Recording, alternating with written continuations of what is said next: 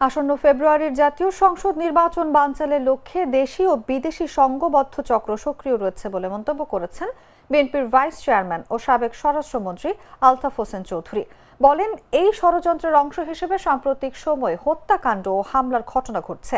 শনিবার সকাল 10টায় পটুয়াখালী শেরেবাংলা রোড নিজ বাসভবনের সামনে কেন্দ্রীয় বিএনপির কর্মসূচির অংশ হিসেবে শুরু হওয়া বিক্ষোভ মিছিলের আগে সাংবাদিকদের প্রশ্নের জবাবে এসব কথা বলেন তিনি।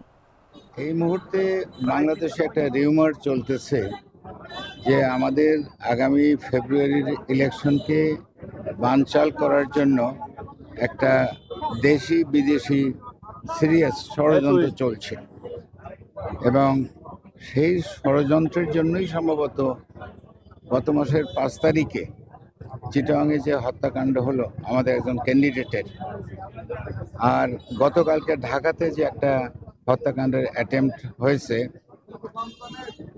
এটাতে মনে হয় যে একটা সংঘবদ্ধ দেশি এবং বিদেশি চক্রান্তকারীরা এই ঘটনাগুলো ঘটাইতেছে।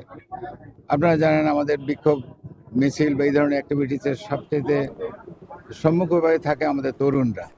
তো আজকেও দেখতেছেন আমাদের তরুণ কলিগরা, আমাদের বন্ধুরা, আমাদের স্নেহস্পদরা, তারাই সম্মুখ সারিতে আছে এবং তারা এই